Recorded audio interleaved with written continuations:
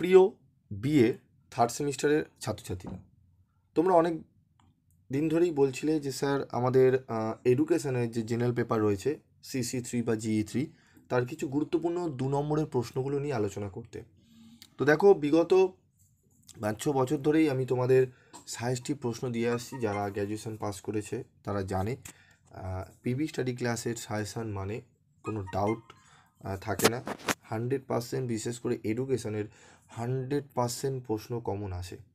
কিন্তু প্রশ্ন হচ্ছে, যে প্রশ্নগুলো দেব সেখান থেকে বাছাই করা চলবে না। এবং অনেকেই তোমরা করো, যারা অনেকে করেছো আমি বলা সত্ত্বেও, তোমরা কিছু কিছু ইউটিউবার স্যার চ্যানেল রয়েছে, স্যারেরা বলেন শুধুমাত্র প্রিভিয়াস ইয়ার করে যাও, প্রিভিয়াস ইয়ার করে যাও। বারবার বলি, এডুকেশনে তোমরা মিলিয়ে দেখবে 2019-এর প্রশ্ন দেখবে, 2021-এর প্রশ্ন দেখবে, 2 নম্বরের বিশেষ করে প্রশ্ন, 2 নম্বরে কিন্তু প্রশ্ন 19-এ যে এসছে, 21-এ কিন্তু সেই 2 নম্বরের প্রশ্নগুলো কিন্তু নেই। তোমরা ভালো করে মিলিয়ে দেখবে, একটি মাত্র প্রশ্ন হয়তো এসছে। আবার 2020-র প্রশ্নপত্র যদি দেখো, 2022-এর প্রশ্নপত্রের সঙ্গে যদি মেলাও, 2 নম্বরের প্রশ্ন কিন্তু 20-তে যেগুলো এসছে সেগুলো কিন্তু 22-এ আসেনি। ঠিক আছে, সব ক্ষেত্রে কিন্তু হয় না। হ্যাঁ, বড় প্রশ্ন অবশ্যই তোমরা যারা 2023-এ প্রশ্নপত্রে পরীক্ষা দিচ্ছ এই ইয়ারে, তারা অবশ্যই 19 এবং 21টি দেখে যেতে পারো। তবে সব প্রশ্নই যে প্রিভিয়াস ইয়ার থেকে দেবে এমন কিন্তু কথা নেই। যারা ভালো রেজাল্ট করতে চাইছো, ঠিক আছে, তাদের কিন্তু প্রিভিয়াস ইয়ার বাদ দিয়ে, যেগুলো 19-এ এসছে 21-এ এসছে অবশ্যই পড়বে, সেগুলো বাদ দিয়েও কিছু কিছু তোমাদের কোশ্চেন কিন্তু পড়তে হবে। প্যান্ডেমিক সিচুয়েশান 20 এবং 21-এর প্রশ্নপত্র দেখে কিন্তু বিচার করলে হবে না, কারণ তখন অনলাইনে পরীক্ষা হয়েছিল এবং 22-এ সদ্য সিলেবাসগুলো টাইম কম ছিল, তাই একটু সোজা কোশ্চেন করা হয়েছে। তো শুধুমাত্র যদি ইয়ারের ওপর ভরসা করো তাহলে কিন্তু বিপদে পড়তে পারো। অনেক স্যারের এই সাজেশানগুলো অনেক জায়গায় বলা হয় যে ইয়ারগুলো পড়ো, প্রিভিয়াস ইয়ারগুলো পড়ো, তোমরা পড়ে যাও, কিন্তু সাপ্লি তোমরা প্রচুর পরিমাণে কিন্তু তার জন্য পেয়ে যাও। কারণ একটাই, যখন পেয়ে যাও তখন তোমরা বোঝো যে কথাগুলো ভুল। ঠিক আছে, তাই বলবো প্রিভিয়াস ইয়ার প্রশ্ন শুধু পড়ে গিয়ে কিন্তু চলে যেও না, তার বাইরেও কিছু প্রশ্ন রয়েছে। আস্তে আস্তে তোমাদের 23-24 যখন প্রশ্নপত্র হবে, আস্তে আস্তে কিন্তু টাপের গুলো বাড়বে। ইয়ারের প্রশ্ন দেবে, সেগুলো একটু তোমরা ফলো করলে পেয়ে যাবে, কিন্তু ভালো রেজাল্ট করতে গেলে শুধুমাত্র ইয়ারের ভরসায় থাকলে হবে না। তো আজকে আমি কিছু প্রশ্ন 2 নম্বরের বলবো এডুকেশনে, যে প্রশ্নগুলো তোমরা পড়লে আশা করি তোমরা অনেকটাই উপকার পাবে। কী সেই প্রশ্ন, সাথে উত্তরও বলবো, দেখে নাও। সামাজিক যোগাযোগে অনিয়ন্ত্রণ মাধ্যম হিসাবে পরিবারের 2টি ভূমিকা। শিশুর দীর্ঘ শৈশবকালীন অসহায়তা ও অজ্ঞতা কাটিয়ে উঠতে সাহায্য করে। পরিবারের মধ্যে শিশু বৃত্তিমূলক শিক্ষা লাভ করে। সামাজিকীকরণের 2টি বৈশিষ্ট্য। সামাজিকীকরণ হলো সমাজের বিভিন্ন শক্তির সঙ্গে সার্থকভাবে অভিযোজন করার প্রক্রিয়া। এটি এমন একটি প্রক্রিয়া যার মাধ্যমে মানব শিশু ক্রমশ সামাজিক মানুষে পরিণত হয়। সামাজিক যোগাযোগ সংবাদপত্রের যে কোনো 2টি সুবিধা উল্লেখ করো। সংবাদপত্র মানুষের চিন্তা শক্তিকে সক্রিয় করে। সংবাদপত্র জনগণ ও সরকারের মধ্যে সংযোগ সাধন করে থাকে। সামাজিক যোগাযোগ কাকে বলে? যোগাযোগের অর্থ হলো সামাজিক আদান প্রদানের প্রক্রিয়া, যা মানুষের সঙ্গে মানুষের সম্পর্ক স্থাপন করে। যে প্রক্রিয়ার মাধ্যমে কোনো ব্যক্তি নিজেই প্রভাবিত হয় অথবা অপরকে প্রভাবিত করে তাকেই সামাজিক যোগাযোগ বলে। উলম্বী বিচলন বা সচলনতা কি? বৃত্তি পরিবর্তন করার ফলে কোনো ব্যক্তির যদি সামাজিক মর্যাদার হ্রাসবৃদ্ধি ঘটে, তাকে উলম্বী সচলতা বা বিচলন বলা হয়। যেমন ঝাড়ুদারের ছেলে উচ্চশিক্ষা লাভ করে উচ্চপদস্থ সরকারি কর্মচারী রূপে নিযুক্ত হয়। সামাজিক পরিবর্তনের ধারণা। সামাজিক সম্পর্কগুলির পরিবর্তনই সামাজিক পরিবর্তন।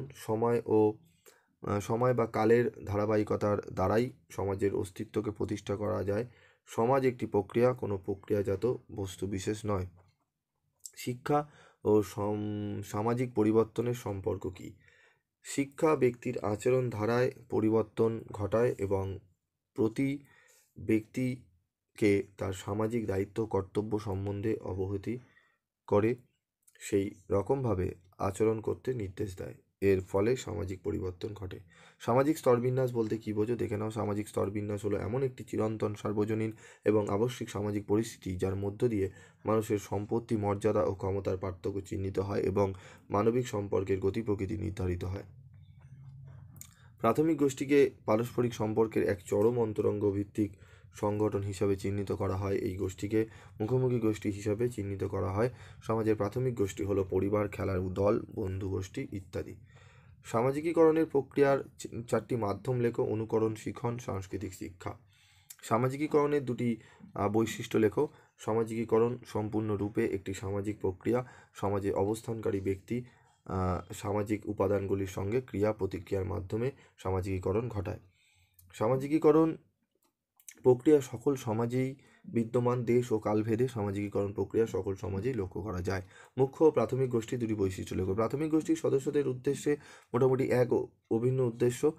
প্রাথমিক গোষ্ঠীর সদস্যরা কোনো আদেশ বা নির্দেশ ছাড়াই স্বেচ্ছায় গোষ্ঠীর সদস্য হয়। সামাজিক গোষ্ঠীর গুরুত্ব উল্লেখ করো।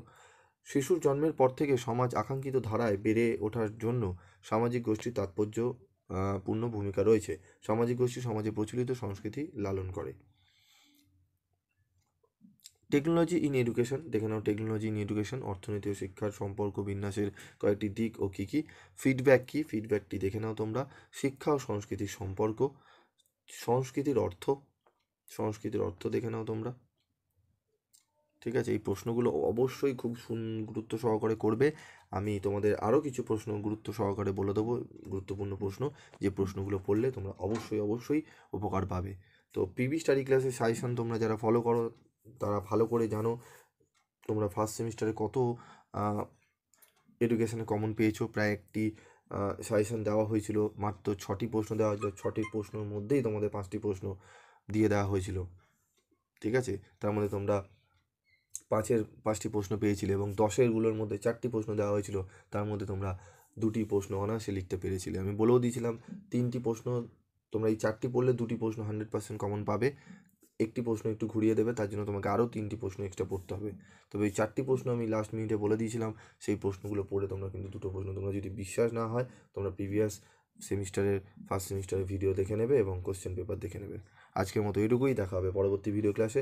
সকলে ভালো থেকো, সুস্থ থেকো, এবং কোনো কিছু প্রবলেম হলে পিবি স্টাডি ক্লাসে তোমরা একটু কমেন্ট করো, সেই কমেন্টের অনুযায়ী তোমাদের উত্তর বা প্রবলেম সলভ করে দেওয়া হবে। আজকের মতো এটুকুই, দেখা হচ্ছে পরবর্তী ক্লাসে।